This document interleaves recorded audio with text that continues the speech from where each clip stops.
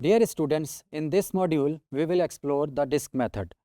इससे पहले वाले मॉड्यूल में हमने देखा कि जो सॉलिड ऑफ रेवोल्यूशन है उसका जब हम वॉल्यूम फाइंड आउट कर रहे थे तो वही स्लाइसिंग मेथड जो है हम उसको यूज़ कर रहे थे, ठीक है। तो वो उसी मेथड को हम बेसिकली डिस्क मेथड कहते हैं, ये कोई नया मेथड नहीं है।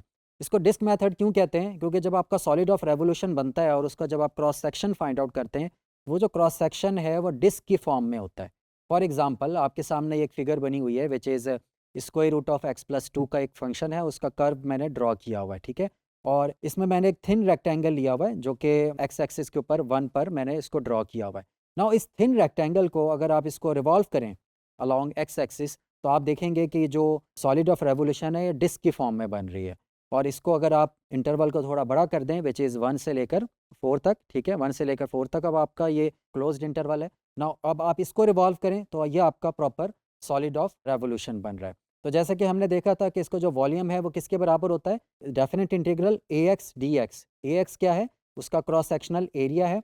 अच्छा, डिस्क मेथड का बस एक एडवांटेज है, वो ये है कि जो इसका जो एरिया है क्रॉस सेक्शनल एरिया वो हम पहले से जानते हैं। उसकी वजह ये है कि हमें पता है कि जो फंक्शन है वहाँ से आपका रेडियस आ जाता है, क्योंकि हर क्रॉस सेक्शन जो है वो सर्कल की फॉर्म का है और सर्कल में आपको रेडियस ऑलरेडी मालूम है which is in the form of a given function. तो उसका फंक्शन का स्क्वायर लेके जब आप पाई से मल्टीप्लाई कर देते हैं तो वो जो क्रॉस सेक्शनल एरिया है वो आसानी से आप उसको फाइंड आउट कर पाते हैं।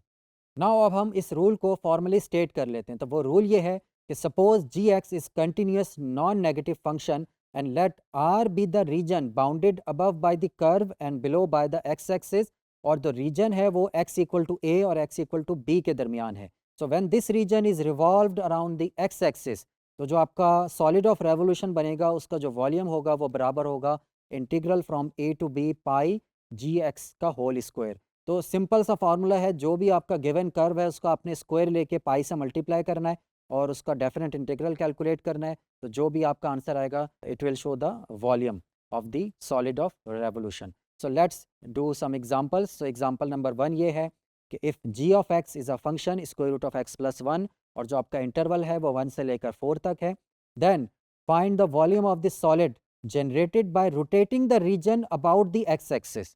ठीक है, तो इस रीजन को आपने एक्स एक्सिस के अबाउट रोटेट करना है। तो यहाँ पर बहुत इजी है, सबसे पहले आप इसका एरिया फाइंड आउट करें क्रॉस सेक्शनल एरिया का।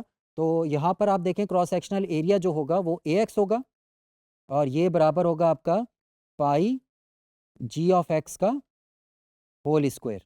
ठीक है, तो ये बराबर आ जाएगा आपका pi square root of x plus 1 का whole square which is equal to, अब ये स्क्वायर से स्क्वायर रूट कैंसिल आउट हो जाते हैं, तो यहाँ पर हमारे पास आंसर आ जाएगा pi into x plus 1.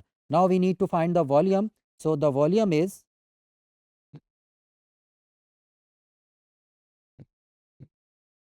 v is equal to definite integral, हम ज़ाहिर है हमने इंटरवल आपका क्या है 1 से लेकर 4 तक है, तो ये आ जाएगा area which is pi into x plus 1 d x. Pi क्योंकि कांस्टेंट है तो इसको हम बाहर रख सकते हैं। अब x का जो एंटी डेरिवेटिव है which is x square by 2 और 1 का एंटी डेरिवेटिव होगा x, और इसको आपने लिमिट्स पुट करने हैं, पहले अपर लिमिट फिर लोअर लिमिट। तो पाई एज इट इज़, ठीक है, यहाँ पर हम लिख सकते हैं 4 का square which is 16 divided by 2 plus 4 minus 1 square का 1 ही होगा, ठीक है, 2 प्लस 1 और ये। तो इसके बाद जो स्टेप्स हैं I am sure you will be able to do it, आप इसको आसानी से करें। तो जो आंसर आएगा वो बेसिकली क्या होगा? वॉल्यूम होगा। नाउ स्टूडेंट्स, आपके लिए एक और एग्जांपल है which is example number 2। Use the disc method to find the volume of the solid formed by revolving the region between the curve and the x-axis on the interval 0 to। तो सबसे पहले यहाँ पर देखें जो radius है वो वही फंक्शन है which is x square plus 1, तो इसका जो क्रॉस सेक्शनल एरिया होगा which is pi r x का होल स्क्वायर और ये इसके बराबर हो जाएगा। सो वॉल्यूम हम कैसे फाइंड आउट करेंगे? By integrating this area function from 0 to 2। तो ये हमारे पास फाइनल एक्सप्रेशन आएगा ना। अब आप इसको सिंप्लीफाई करें, सिंप्लीफाई करने के बाद आप देखेंगे कि जो इसका आंसर आएगा which is 206 pi divided by 15। आप लोगों की अंडरस्टैंडिंग के लिए मैंने एक फिगर ड्रॉ की हुई है विच इज़ अगेन जो कि मैंने ड्रॉ किया है डेस्मोस से।